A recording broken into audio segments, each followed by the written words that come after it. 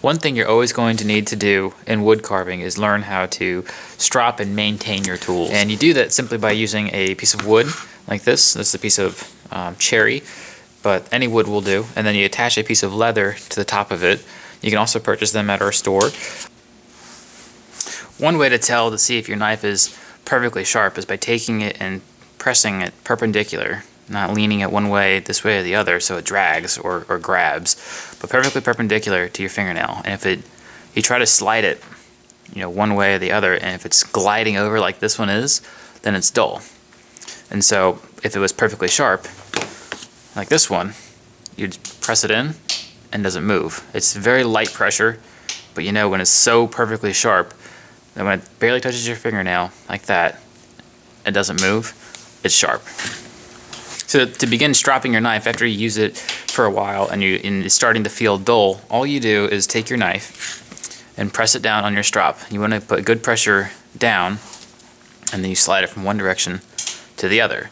And so you push down, and then you want to roll it heel down, or the back of the blade down to the other way, and then draw back the other way. Now, what angle are you supposed to do it at? That is something that's learned, but the flat spot of the blade is where you want to drag it. Just like that. So if you had it up and you tilted the blade like that, that's too much angle. So you want to keep it flatter, flat as possible. And draw back. And you want to put a good amount of pressure down too.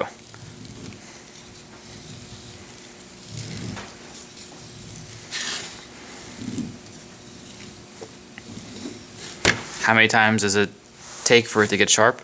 Depends on the pressure. But now if I take that blade, it doesn't move.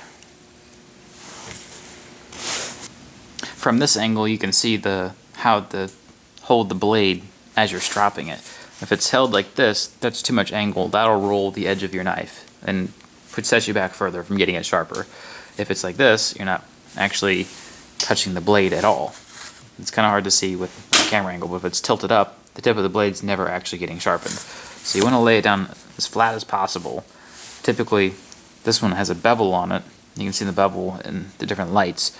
That flat spot of the bevel, you want flat on the leather. So you press down, you drag, and then you roll it, and you draw back the other way. Some people, and this is an incorrect way to do it, is they go like this and they flip out as they roll it to bring it back. The problem with flipping out is it's the same deal as just dragging it just like that, where it rolls the edge. So if you're sharpening and sharpening and sharpening, and then you flip out, you just rolled the edge again. And then you have to straighten it back out. And so by dragging it this way, rolling it on the back side of the blade, pushing away, rolling it again, and drawing, that keeps it from rolling the edge of the blade and sharpening it the best way possible.